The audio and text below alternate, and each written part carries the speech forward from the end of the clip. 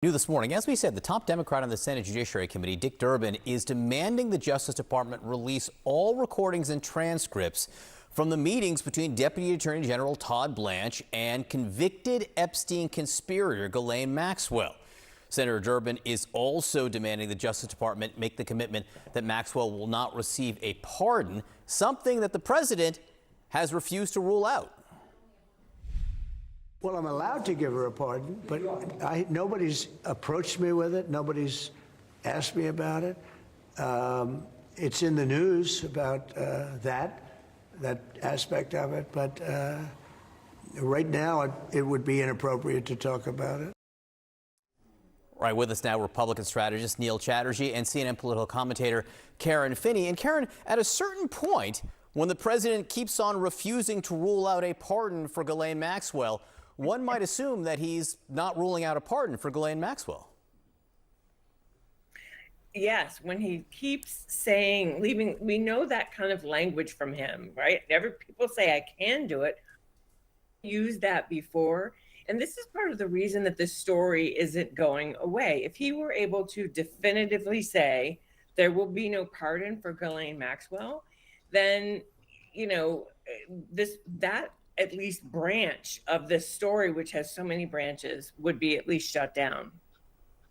And Neil, part of the place where this story lives is in the world of podcasts and among supporters of President Trump, where he made active outreach in the campaign. Now, Joe Rogan is certainly much more mainstream than some of the more niche podcasters and conspiracy theorists out there. But Joe Rogan is wildly popular, one of the most popular podcasts in the country. Joe Rogan endorsed President Trump before this most recent election. And listen to what Joe Rogan is now saying when discussing the Epstein issue. When we thought Trump was going to come in and a lot of things are going to be resolved, we're going to drain the swamp, we're going to figure everything out. And when you have this one hardcore line in the sand that everybody had been talking about forever, and then they're trying to gaslight you on that. When you have Joe Rogan talking about the Epstein case as a line in the sand and gaslighting, what does that tell you about where this story is and where it's going? Yeah, look, there's a reason, as Karen pointed out, this isn't going away. This isn't Democrats or the media driving this. This is a huge component of the president's base that has been key to supporting him throughout the last decade, that is frustrated by the way that the administration is handling this. And I got to tell you, speaking of frustration, as a Republican, I'm feeling pretty good about the first 6 months of the Trump presidency, of wins on the economy, on trade, on tax, in the foreign policy sphere. And yet they're unable in this moment to head into the summer recess taking credit for all of the regulatory, legislative, and administrative successes.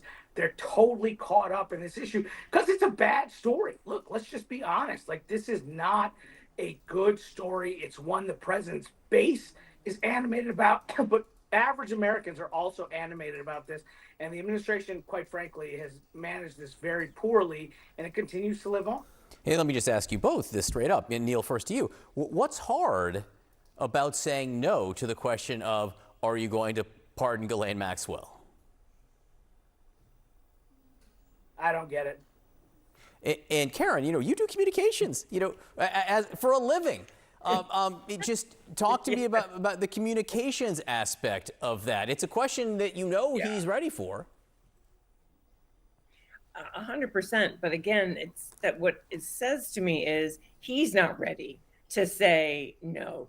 Maybe in his mind, he thinks keeping that open maybe keeps her on the hook for whatever it is that she's discussing with Todd Blanche. And I wanted to say, I think it's really important what Senator Durbin did, because again, Blanche, go and talk to her. That opens up a whole new branch of the tree of questions, right? Because now we're wondering, what did they talk about? Was she promised a pardon? What was in the boxes? What kind of information could she be offering? So that's the problem with this story for the White House.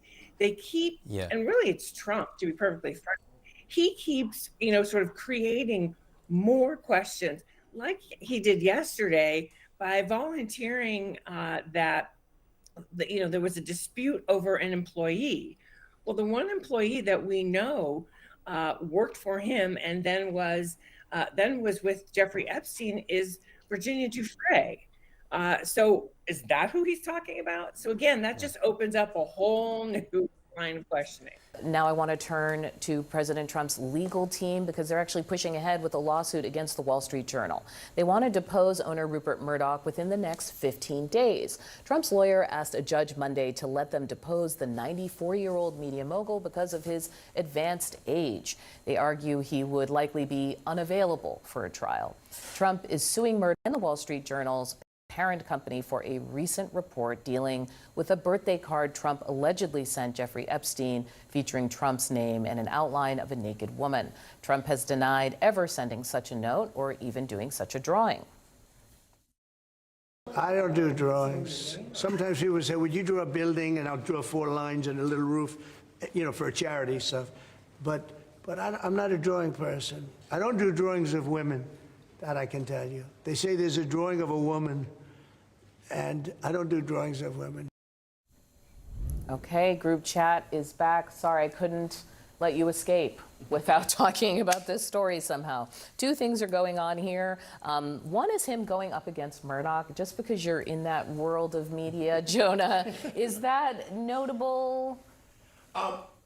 Rupert Murdoch and Donald Trump have always had a frenemy kind of relationship. Okay. And I think this is one of these examples of Trump just being profoundly pissed off by something. Well, he's had a good run against news organizations. And that's the thing. It's like, I think it's a profoundly stupid lawsuit. I mean, on a really fundamental level. But so was the CBS one, and they paid out, right? So, like, if people are going to cave, why not keep going? And also, it sends a signal to other media organizations: don't join the feeding frenzy on the Epstein thing, or you could get a lawsuit too. Can I just say, yeah, go ahead. I think agree on all that. I think the fascinating element of this is Rupert Murdoch doesn't have any license that he needs right now that's up for debate. He's not in the middle of an M&A or in an acquisition or trying to sell off anything. So that's one component of this. Also, particularly in the wake of some of the things after the Smartmatic issues that they were dealing with after January 6th, and the president, if you think this story was posted with the president making direct threats to Emma Tucker, making direct threats to Rupert Murdoch, making direct threats across up and down the legal department of the Wall Street Journal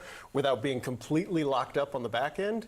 I mean, most people don't understand journalism. That's a problem at some level about the lawyers and how this actually all works. For you, which they wouldn't have gone to publish unless they thought they had the goods. Exactly. Okay. And also, I want to say, do we even need the Murdochs of the world for this story? If you look at someone like Joe Rogan, huge audience who's out there saying, why should we let this go? You're gaslighting us. Huger audience. Like, that's where most eyeballs are at these days. And I go to Jonah's point, this is personal for him. Like, he's just mad and he's just lashing out. That's why, on top of all of that, going, oh, and by the way, America, he's really old. We should do it right now before he dies. His words, not mine, because he's just angry. But the new media piece of this is the biggest point. Yeah, I actually think we have this clip. I want to show it just because he has a massive, audience of independent voters. When we thought Trump was going to come in and a lot of things are going to be resolved, Yeah. we're going to drain the swamp, we're going to figure everything out. And when you have this one hardcore line in the sand that everybody had been talking about forever, and then they're trying to gaslight you on that. This was part of an extensive discussion, but you can hear a lot in there. The one hard line in the sand, this is the drain the swamp. It's a lot wrapped up in that comment. This piece, Theo Bond, Andrew Schultz, all these boys have millions of people. This is his problem with the Epstein thing. It's not us talking about it. It's not even Rupert Murdoch. It's his base and folks that the Republicans need to motivate to show up in an off-year election, which is the real problem.